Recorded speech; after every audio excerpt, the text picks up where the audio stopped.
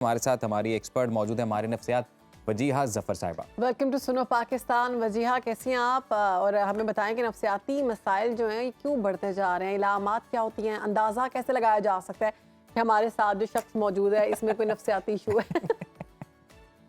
जी अस्सलाम वालेकुम।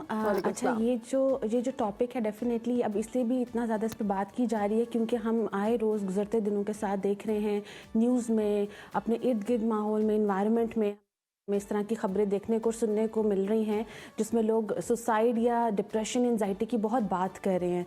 अब इसमें अगर देखा जाए, अक्सर लोग ये सवाल करते हैं, क्लाइंट्स भी आते हैं तो ये सवाल करते हैं कि मेरे साथ ये क्यों हो रहा है। क्लाइंट को खुद भी एट टाइम्स नहीं आइडिया हो रहा होता, उसके सिम्टम्स इस हद तक पहुँच चुके होते हैं लेकिन मरीज़ को, क्लाइंट को आइडिया नहीं होता है। अब उसमें आपने पूछा कि क्या अलामात होती हैं। अलामात से पहले मैं एक चीज़ इस पर भी आऊँगी कि ये क्यों बढ़ रहा है। बढ़ इसलिए रही है ये चीज़ें क्योंकि हमारे जो एक होता है इन्वायरमेंट, एक होता है जीन्स। पहले ज़माने में जेनेटिकल जो है डिसऑर्डर ज़्यादा वो आ रहे, जेनेटिकल रीजंस की वजह से ज़्यादा आ रहे होते थे, इसीलिए इतना ज़्यादा देखने को नहीं मिलते थे। अभी इन्वायरमेंटल स्ट्रेसर्स इतने ज़्यादा हो गए हैं। इसके अलावा कुछ स्ट्रेसर्स ऐसे हैं जो हमारी ज़िंदगी गुजारने के जो तरीके हैं वो भी बहुत ज़्यादा हमने मुश्किल, कॉम्प्लिकेटेड बना दिए हैं। जैसे फॉर एग्जाम्पल, मैं एक एग्जाम्पल ज़रूर कोट करूँगी कि OCD एक डिसऑर्डर है जिसमें आप कोई भी चीज़ रिपीटेडली करते हैं। ये मोस्टली जीन्स में, जेनेटिकल इसकी रीज़न ज़्यादा होती हैं। लेकिन आजकल आप ये देखें कि हम क्या करते हैं। अगर हम इन्वायरमेंट की बात करें, अगर फोन पड़ा है तो हम उसको 10 मिनट में को 50 बार देख रहे होंगे, तो ये भी तो रिपीटिशन है ना। ये तो हम सब में मसाइल है, ये तो मुझे अपने आप में भी नजर आता है। तो इस तरह के जो हमारे पैटर्न है ना, ये हमारी साइकोलॉजिकल हेल्थ को, हमारी ब्रेन के केमिकल्स को अफेक्ट करते हैं, हमारी माइंडफुलनेस को अफेक्ट करते हैं। अब ये रही बात सुसाइड की, रही बात हम डिप्रेशन, एंजाइटी की बात करें तो सुसाइडल रेशो इसलिए भी बढ़ रहा है क्योंकि हमारे वही केमिकल इम्बैलेंसेस बहुत ज़्यादा हो गए हैं। पहले ये चीज़ देखी जाती है कि कोई मूड डिसऑर्डर तो नहीं है, कोई बाइपोलर डिसऑर्डर तो नहीं है, कोई पर्सनैलिटी डिसऑर्डर तो नहीं है, क्योंकि इन डिसऑर्डर्स में केमिकल इम्बैलेंसेस ज़्यादा होते हैं। अब दूसरी तरफ जी, आप वैसे ये बताइएगा हमारे व्यूअर्स के लिए कि जो इन टर्म्स को ना समझ पाएं, केमिकल इम्बैलेंस या मूड डिसऑर्डर समथिंग, ये बहुत मुश्किल टर्म्स है ना। तो ये बताएं कि ऐसी कौन सी सिम्टम्स हैं कि जो किसी को महसूस हो तो वो समझ जाए कि जी अब मुझे ना डॉक्टर को कंसल्ट करना चाहिए अगर ऐसा महसूस होता है तो। बिल्कुल, मैं इसी पे आने वाली थी कि इसमें सिंपल इज़ दैट कि अगर आप अपने घर में किसी फर्द को देखते हैं जो ज़रूरत से ज़्यादा, जिसके अंदर बहुत एनर्जी आ रही है, आपको लग रहा है कि इसका बिहेवियर बहुत ही ज़्यादा खुश रह रहा है, मूड इम्बैलेंस हो रहा है ना, बहुत ज़्यादा खुश खुशी में भी ये चीजें होती है, बहुत ज्यादा खुश रहना चाहिए। आपका मूड इम्बैलेंसेस आ रहे हैं ना, आपका मूड, आपको लग रहा है कि आप देखते नहीं, हम कहते हैं कि ये तो हंसी खुशी खाना खा रहे थे हम, ये तो कॉफी पी रहा था, ये तो और इसने जो है ऐसा कैसे कर लिया, ये तो बड़े आराम से बैठा हुआ था। लोग एक्सेप्ट नहीं कर पाते। दो मूड्स हैं, या तो मूड बिल्कुल हाई चला जाएगा, ठीक है, या तो मूड बिल्कुल लो हो जाएगा, कमरे से बाहर नहीं निकल रहे। आप ये देख रहे हैं कि आपके घर में कोई फर्द है, आपकी बेटी, बेटा, भाई, कि वो ये कह रहा है कि मेरा दिल नहीं लग रहा, मेरा कुछ करने को दिल नहीं कर रहा, मेरा मरने को दिल, सुसाइडल जो है अटेम्प्ट्स की तरफ जा रहा है। ये वो साइंस हैं हाइज और लोज की हम बात करते हैं, जो इम्बैलेंस की मैं बात करी थी। इन हाइज और लोज में ये होता है कि जब आपको लग रहा है ना कि आपके घर का या आपके इर्द गिर्द का जो फर्द है, इसका बिहेवियर यूजुअल बिहेवियर से बिल्कुल चेंज हो रहा है, तो तब ये बहुत बड़ी अलामत होती है। ये दो जो साइंस हैं बहुत बड़ी अलामत होती है। बिल्कुल वजह, जैसे कि जो माहौल हम देख रहे हैं, जिस तरह से बेरोज़गारी बढ़ रही है और मुश्किलात में इजाफा हो रहा है, बिल्स बहुत ज़्यादा आ रहे हैं, हर दूसरा शख्स इस वजह से भी डिप्रेशन और एंजाइटी का शिकार है। तो हमारे माइंड को रिलैक्स करने के लिए, मतलब अगर टेंशन आती है या एंजाइटी हो रही है, उसको किस तरह से हम अपने माइंड को कंट्रोल कर सकते हैं, पॉजिटिव रख सकते हैं? कोई ऐसी कोई एक्सरसाइज है या ऐसा कोई ऐसी चीज़ बताएं जिससे हम अपने माइंड को पॉजिटिव रखें? अच्छा, इसमें मैं वो चीज़ें शेयर करूँगी। एक ये है कि आप रियलिस्टिक बेस अगर चीज़ों को देखेंगे जो आप हैंडल कर सकते हैं, हमारा माइंड ना बहुत ज़्यादा आगे की तरफ जाता है, बहुत ज़्यादा फ्यूचर ओरिएंटेड हो जाता है। या मैं पहले ऐसे कमाता था, अब मुझसे बैलेंस नहीं हो रहा, या मैं आगे क्या करूँगा। तो ये थॉट्स जब आपको देखिए, सेहत है सब कुछ है, या मैं पीछे रह गया हूं, मेरे साथ वाले बहुत आगे निकल गए हैं। यस, ये जो कंपैरिजन है पास्ट का और फ्यूचर का, इसके ऊपर वर्क करें। और दूसरा, आपने जो एक्सरसाइज की बात की, एक चीज़ मैं हमेशा कहती हूँ कि हमारा जो ज़हनी तवाज़ुन है ना, वो बिगड़ता है रात के टाइम। यूजुअली आप देखिए, हमारा जो रात का टाइम है उसमें जो हमारे ख्यालात रहते हैं, सुबह हम इसीलिए उठते हैं तो हमारा मूड डाउन होता है, हम उसी माइंडसेट के साथ उठते हैं जिस माइंडसेट के साथ सोए होते हैं। तो मैं एक एक्सरसाइज ज़रूर ऐड करूँगी कि जब भी आप सोने लगे, बहुत सारी एक्सरसाइजेज हैं, थॉट्स टॉपिक, NLP की बहुत सारी, ये मैं वो टर्म यूज़ करें जो गूगल पे मिल जाती हैं, इनमें एक्सरसाइजेज हैं हैं, वो एक्सरसाइजेज जो आपके जहन को काम डाउन करती हैं। और एक सिंपल एक्सरसाइज अगर मैं बताऊं तो अपने जहन को रोकने के लिए एक बैकवर्ड काउंटिंग पैटर्न मैं क्लाइंट्स को कहती हूँ फॉलो करें, जिसमें आप 100 से 1 तक काउंट कर लें। अगर आप फ़ोन यूज़ कर रहे हैं, अगर आप कुछ मीठा खा रहे हैं, कॉफ़ी पी रहे हैं, इन चीज़ों से फिर आपका और जहन ख़राब होता है। इसमें बेस्ट ये होता है कि आप या तो किसी से बात कर लें जो आपको समझता है, उससे बात कर लें सोने से 1 घंटा पहले, 2 घंटे पहले। यूजुअली फ्रेंड्स भी होते हैं, कलीग्स भी होते हैं जिनसे आप डिस्कस कर रहे होते हैं। मोस्ट इंपॉर्टेंटली आपने देखना है क्या नहीं करना है। मोबाइल फ़ोन, ये सारी चीज़ें जो अच्छा कॉफ़ी मैंने इसमें एक चीज़ किया खुद भी, अब इस तरह के लोगों से बात करके भी इस बारे में तो ये कहा जाता है कि मर्ज बढ़ता गया जूं दवा की। जैसे आपने बोला कि लोगों से बात करें उसी टॉपिक पे, तो कई दफ़ा जब आप खुद डिप्रेस हुए होते हैं तो आप उसी टॉपिक को छेड़ते हैं तो आप और डिप्रेस हो जाते हैं, साथ वालों को भी डिप्रेस करते हैं। तो इससे कैसे निपटना है? और दूसरा इसके साथ कनेक्टेड सेकंड क्वेश्चन है इसके, मोबाइल को देखते, मीम्स देखते, स्टोरीज देखते सोना, ये कितना डेंजरस? ये जो आपने पहली वाली बात की है ना, ये बिल्कुल एक्यूरेट है, क्योंकि हम क्या करते हैं, हम सिर्फ मसला बोलते रहते हैं। हाँ जी। जब हम बहुत ज़्यादा बोल रहे हैं ना, हम शेयरिंग क्या होती है, आप शेयर करके कोई हल निकालें, साथ वाले का पर्सपेक्टिव ले। लेकिन अगर आप इसी माइंडसेट से बात कर रहे हैं कि आप 1 साल से एक ही इशू पे बात सेम तरीके से कर रहे हैं और उसका कोई हल नहीं निकाल रहे, तो वो आपकी बात बिल्कुल सही है, उसमें आप फिक्स हो जाते हैं, आप खुद को विक्टिम समझने लगते हैं कि मैं ही मजलूम हूँ। उसमें फिर क्या होता है कि आप उस मसले से बाहर नहीं निकलते।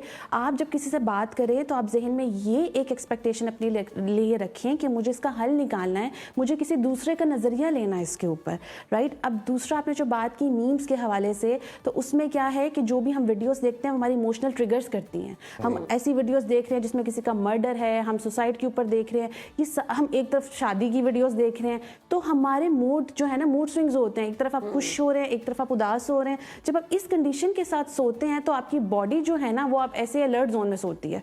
वो जब अलर्ट जोन में सोती है, अटेंटिव होकर सोती है, तो जब सुबह उठते हैं तो आपका जो नींद का साइकिल है वो डीप स्लीप का नहीं होता है, आप अटेंटिव होकर सोते हैं, इसीलिए सुबह हेडेक होता है, चिड़चिड़ापन सुबह उठ के हो रहा होता है। एग्जैक्टली, ये आपने बताया। और दूसरा जिया ये भी बताइएगा कि आजकल बच्चों में जो यंगस्टर्स हैं उनमें ये केसेस ज़्यादा बढ़ते जा रहे हैं, उसकी क्या वजह है और कैसे काउंटर किया जाए? पेरेंट्स क्या करें अपने बच्चों के लिए? अच्छा, जो अंडर 15 है क्या वो भी डिप्रेशन का शिकार होते हैं? ये सवाल भी साथ में है। यस और बहुत केसेस आ रहे हैं क्लिनिक में। मैं 2 चीज़ें दोनों के पेरेंट्स के और बच्चों के वाले से ऐड करूंगी। बच्चे भी जो हैं पेरेंट्स की जो है कंट्रोल को पसंद नहीं कर रहे, और पेरेंट्स भी बच्चों को फुल आज़ादी दे रहे हैं कि हमारी तो सुनते ही नहीं है। इन 2 पैटर्न्स ने ना तबाही की है हमारी जनरेशन की, क्योंकि बच्चे जो हैं स्क्रीन के हाथों पर चले गए, बच्चे जो हैं ड्रग्स के हाथों में चले गए, बच्चे जो हैं गलत कंपनीज के हाथों में चले गए, बहुत बुरी कंपनी बच्चों की बन जाती है। अब दोनों में बैलेंस इसलिए नहीं आ रहा क्योंकि दोनों अपनी खींचातानी में। बच्चे कह रहे हैं कि हमारे पेरेंट्स बहुत कंट्रोल लेते हैं, पेरेंट्स जो हैं बच्चे को इस चक्कर में परेशानी के चक्कर में छोड़ देते हैं। देखिए, बैलेंस ये होता है कि दोनों बैठ के डिस्कस भी करें और कई हद तक पेरेंट्स अपनी अथॉरिटी जो है बच्चे को एक्सेप्ट करें, और बच्चा भी उस चीज़ पे देखे कि मेरी ये भलाई बुराई है इसमें जिसकी वजह से रोका जा रहा है। तो ये बैलेंस ना होने की वजह से मेरे पास जो केसेस भी आते हैं उनमें मैं ये देख रही होती हूँ कि बच्चा स्क्रीन देख के वर्चुअल फ्रेंड्स बना के बच्चे की मेंटल हेल्थ लिटरली तबाह हो चुकी होती है। डिप्रेशन इसलिए कॉमन है, हमारे टाइम पे पेरेंट्स नजर रखते थे कि हम किन दोस्तों में बैठ रहे हैं, नेबर्स में भी जाना है तो यस नजर कौन सी चीज लेकर आए हैं, कौन सी चीज नहीं लेके आए, इस पे नजर होती थी। अच्छा, एक और चीज है हम देख रहे हैं वजह कि जो लोग हैं वो ज़्यादातर कंपैरिजन, जैसे पहले भी बात की, कंपैरिजन में पड़ गए हैं। और दूसरी बात ये है कि सोशल मीडिया ने कितना ज़्यादा लोगों का दिमाग ख़राब किया है। सोशल मीडिया हम देखते हैं झूठ है। अगर सोशल मीडिया की लाइव देखें तो हर शख्स बहुत खुश नज़र आ रहा है, हर शख्स इंतहा का अमीर नज़र आ रहा है और उसको ज़िंदगी में कोई गम नज़र नहीं आ रहा। और शायद वो देखकर भी, फॉलो करके भी हमें ये चीज़ें इफ़ेक्ट करें। अच्छा, मैं इसमें ये भी चीज़ ऐड करूंगी, एक तो वो जो देख रहा है और एक जो है वो जो कर रहा है, लाइक जो प्रेजेंट कर रहा है, आप उसका डिनाइल फेस चेक करें, ठीक है? मैं बहुत ऑब्जर्व कर रही होती हूँ, I am really sorry to say. अच्छा, जो कर रहा होता है वो भी बड़ा डिप्रेशन में होता है। ये वो डिनाइल फेज में होता है, उसने अपना इसी चीज़ को कोपिंग मैकेनिज्म बना लिया होता है कि अच्छा मैं डिप्रेस हूँ, उदास। ये मैंने देखा है, मैं कहीं क्लोज लोगों से भी मिली हूँ जिन्होंने उदास हैं तो वीडियो बना ली कि हम खुश हैं, हम इस चीज़ को कोप कर रहे हैं। हेल्दी कोपिंग मैकेनिज्म खत्म हो चुके हैं। अब हम एक ऐसे सर्कल में हैं जिसमें जो दिखा रहा है, वो जो देख रहा है, वो दोनों ही सेम पेज पे हैं, राइट? दोनों के ही कोपिंग मैकेनिज्म ऐसे ही हैं कि वो जो देख रहा है उसका तो खैर ज्यादा डबल इफेक्ट इसलिए हो रहा है क्योंकि उसकी अपनी जो कंपैरिजन स्टार्ट हो रहे हैं। अच्छा, आप कोई भी चीज़ देखते हैं, ये अगर आप कह भी देना नहीं मैं कंपैरिजन नहीं करता, मैं तो खुश होने के लिए देख रहा हूँ। आपका जो माइंड का कंट्रोल अगर इतना ही है तो आप फिर डिप्रेशन में ना जाएं, आप फिर ओवर थिंकिंग में नहीं जाएं। हम इंसान हैं, हमें अपनी कैपेसिटी को देखना है, हमें देखना है कि हमारा माइंड कैसे चलता है। तो जो चीज़ हम देख रहे हैं, जैसे हम खाना सामने पड़ा है, हम कहेंगे देखने से कुछ नहीं होता, हमें भूख नहीं लगेगी, तो इट्स इम्पॉसिबल। आपके सामने मजे मजे के खाने पड़े होंगे तो आपको भूख लगेगी, आपका दिल करेगा। डॉक्टर वज़िया, अब मैं कहूँगा कि अब आप हमारे व्यूवर्स को उम्मीद की किरण भी दिखाएं थोड़ा, और थोड़ी पॉजिटिव बताएं कि इससे निकलना कैसे है, कौन सी ऐसी चीज़ें हैं जो डेली बेसिस पे करें। अच्छा, इसमें देखिए जो आपने कहा पॉजिटिव होप, इसमें जो सबसे पहले मैं चीज़ ऐड करूँगी ना, हम अपने ऊपर तवज्जो देना शुरू करें और अपने पैटर्न्स को, अपनी रोज़मर्रा ज़िंदगी को ना हम सेट ऑफ पैटर्न पे रखें। जैसे पहले था ना, पता होता था इस टाइम पे उठना है, ये चीज़ें, प्लानिंग, डिसिप्लिन, एक इन्वायरमेंट होता था, माइंडफुलनेस होती थी, हम प्रेजेंट में चल रहे होते थे।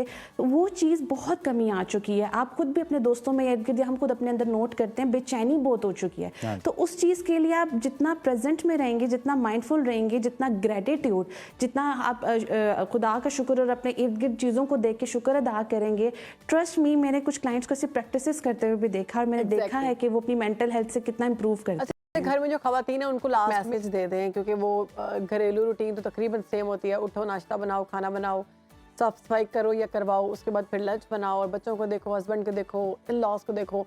उनके लिए क्या मैसेज देंगे आप? क्या कोई ऐसी एक्टिविटी करें जिससे वो डिप्रेस ना हो? अच्छा, मेरे पास मदर्स भी आती हैं। डिप्रेशन एक वो स्टेज है जो एंड पे आ जाती है, ठीक है, आहिस्ता आहिस्ता पाइल अप होती है।